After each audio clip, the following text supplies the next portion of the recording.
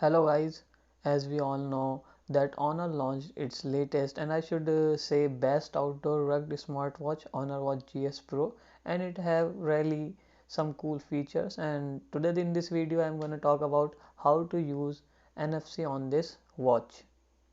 Through NFC you can turn any of your favorite picture into the watch face.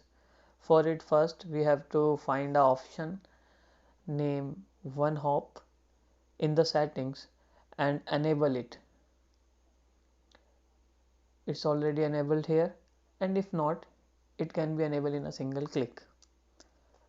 Now turn on the NFC on your phone and then go to your gallery and select a picture which you want to be your next watch face. For example, I choose this picture.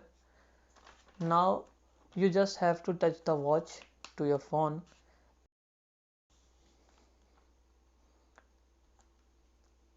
and done. Let's try one more time.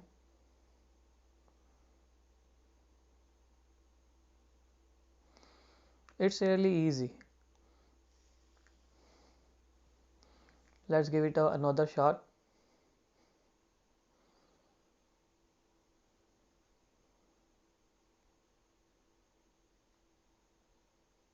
Great. I really liked this feature and hope you liked it too.